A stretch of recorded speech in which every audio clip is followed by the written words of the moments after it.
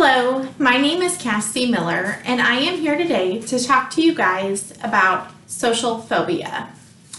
Social phobia is defined as a persistent fear of one or more social or performance situations in which the person or persons is exposed to unfamiliar people or to possible scrutiny by others.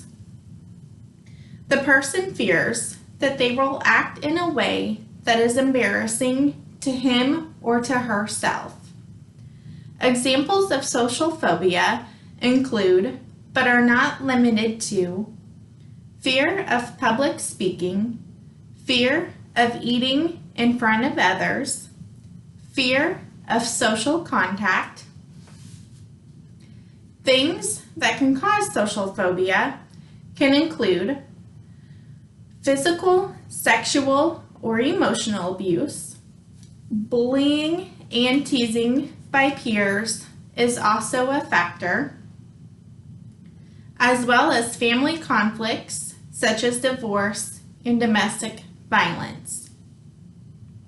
Maternal stress during pregnancy and infancy is also related.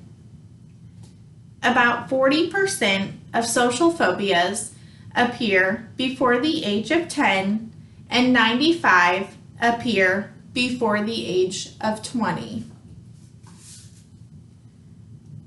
There are many different people who will help these people that are affected by social phobia. Therapists and family members and friends are the ones who can help. According to kidshealth.org, therapists work extremely well with helping young ones cope. These therapists help young ones come up with a plan that best helps them by facing their fears. One by one, they help them build up their confidence. Medication and CBT, or what's also known as cognitive behavioral therapy, is also a good, effective treatment plan for patients diagnosed with social phobia. Antidepressants are considered to be the most effective form of medication used to treat social phobia. Signs and symptoms of social phobia disorder include intense fear of interacting with strangers, fear of being the center of attention, expecting the worst consequence from a negative experience. During my research, I came across some fun facts. Anxiety disorders and phobias are the most common mental illness in the United States. They are highly treatable, but only 36.9% of patients receive the treatment that is so necessarily needed. Anxiety disorders develop from a complex set of risk factors, which can include genetics, brain chemistry, personality events, and also life events. And now I would like to show you my visual aid, which I have created a poster board.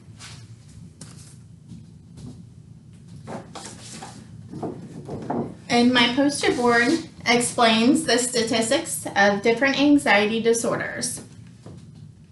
The poster board doesn't just include the social phobia disorder, it also includes specific anxiety disorders, social anxiety disorders, general anxiety disorders, panic anxiety disorders, and agoraphobia. The black shaded areas are the statistics for U.S. adults, and the gold or silver shaded areas are the statistics for U.S. children. One of the interesting topics that I came across when creating this poster board was that the adults had the higher statistics more than the children. The children only ranked higher in 2 of the categories, which were the specific anxiety disorders and the agoraphobia disorder. So my research indicated that adults have more anxiety disorders than what children do, which makes common sense to me because adults are faced with more social anxiety in the world life decisions and stress than what children are. And that is my visual aid.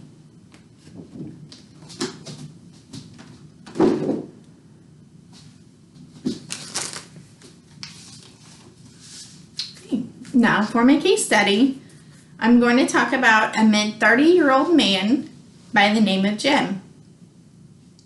Jim presented to his psychiatrist with extreme shyness and severe anxiety.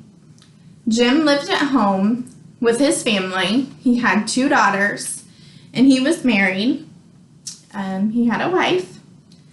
Jim had such extreme shyness and extreme anxiety that he was diagnosed with social phobia, and he could not make any of the social responsibilities by himself.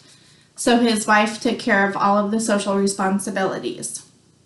And this was extremely hard on Jim, especially when it came to his work-related issues and stuff at work. It eventually led to him being laid off from his job.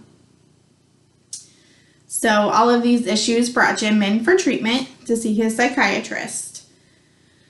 During the case study, I found out that the best treatment for Jim was the cognitive strategies. Cognitive strategies would help Jim rethink and relearn so that he could focus and progress his brain to rethink, and he could relearn to do what was right and wrong with social disorders.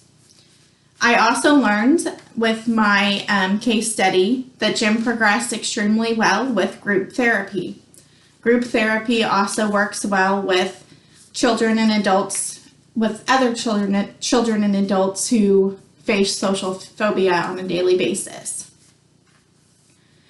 To conclude my speech, I learned that medication is extremely effective with treating social phobia, but not just medication.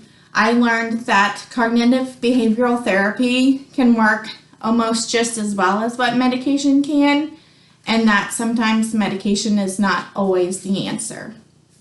Thank you.